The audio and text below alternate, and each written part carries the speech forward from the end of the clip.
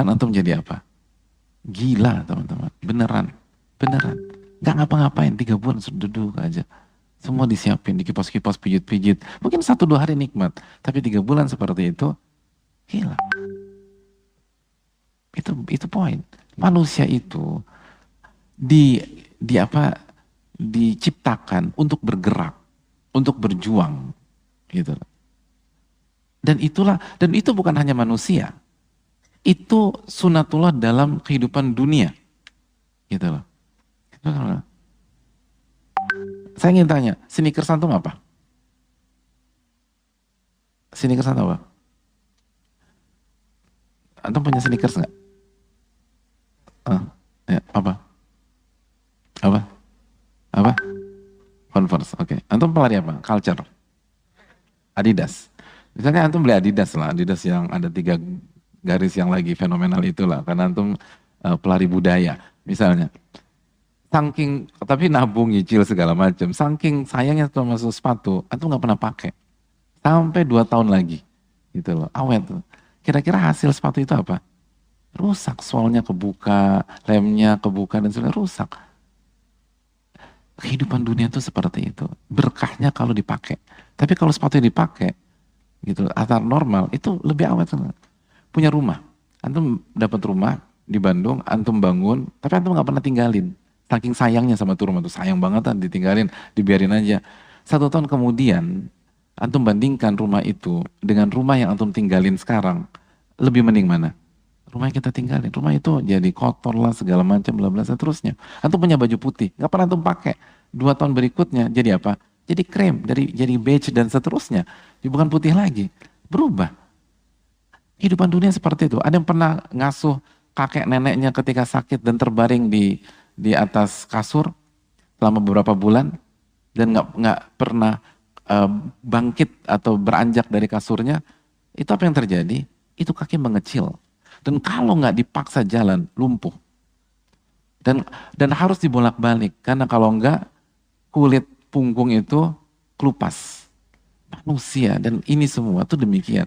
Dunia itu diciptakan untuk digunakan. Harus bergerak. Makanya kaidah para ulama, al-harakatu barokah.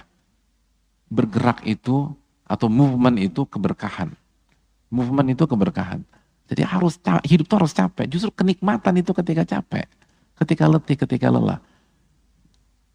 Jadi bukan burnout, bukan. Burnout itu ketika pondasi iman kita nggak kuat. Lalu fisik capek, akhirnya kemana-mana gitu loh. Mood swing lah, lalu nanti baper lah, segala macam. Enggak, kalau pondasi kuat, capek itu kenikmatan. Capek itu kenikmatan. Itu poin. Itu poin. Antum suka bola? Oke. Siapa pemain kesayangan antum semua? Kenapa selalu 2 mazhab begitu? Ronaldo, Messi, Messi, Ronaldo. Oke, misalnya. Kalau misalnya Messi di musim ini di baku cadangkan di Miami ya? Masih Miami. Oke, di Miami. 1 musim di baku cadangkan. Kira-kira musim depan perpanjang kontrak apa enggak? Kenapa? Karena enak. Gaji miliaran per pekan, tugasnya cuma duduk, aman dari cedera, masa depan cemerlang, lalu kipas-kipas, lalu juara dapat bonus. Kenapa berhenti? Karena bukan itu kenikmatan. Kenikmatan itu bukan duduk manis lalu terima uang. Kenikmatan itu kata Imam Syafi'i, berjuang. Fa innal ladzal aishi fin nasabi. Karena kenikmatan hidup itu ada pada perjuangan. Maka ketika masa muda kalian dihabiskan untuk having fun, lalu main inilah, lalu syahwat yang dikeluarkan lah, lalu hidup dengan dunia malam lah, lalu main perempuan atau main laki-laki, kalian nggak akan pernah dapat kenikmatan hidup. Itu salah berpikir.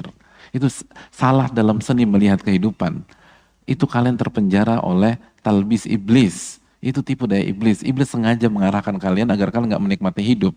Kalau kalian nggak menikmati hidup, kalian belajar, kalian berkarya, kalian buat kalian lakukan sebuah percobaan, eksperimen, trial and error, buat sesuatu. Tapi pondasi harus kuat. banyak doa, jangan lupakan Quranul Karim, sholat tahajud, jaga witir, sholat-sholat wajib dijaga, sunnah dikerjakan, maka kalian akan menikmati hidup. Kan ketemu dengan orang-orang successful people, bicara dengan mereka, sehingga ada energi dalam kehidupan, bicara sama orang-orang optimis, bicara sama orang-orang yang optimistik, lalu bicara dengan orang-orang yang berhasil, yang ketika krisis mereka tetap mengumbar optimisme, ketemu dengan mereka. Lalu pondasi iman dikuatkan, maka kalian akan bismillah nikmatin hidup, sayang gitu. Syaitan nggak pernah mau kalian berhasil. Maka kan kalau syaitan kan selalu buat ilusi kan begitu kan, putih jadi hitam, hitam jadi putih, panas dianggap dingin, dingin dianggap panas. Itu jagonya syaitan gitu loh. Buah yang kalau dimakan Nabi Adam dan Hawa itu akan mengeluarkan mereka dari surga. Jadi hidup mereka di surga jadi fana, dikeluarkan. Tapi syaitan bilang apa? Kekekalan gitu loh. Jadi yang fana dibuat apa? Di framing jadi kekal gitu loh. Kekal di framing jadi fana. Selalu begitu syaitan. Jangan mau terpengaruh dengan mereka. Wala tattabi khutuwati syaitan. Jangan mengikuti langkah-langkah syaitan. Wallahu ta'ala bisawab.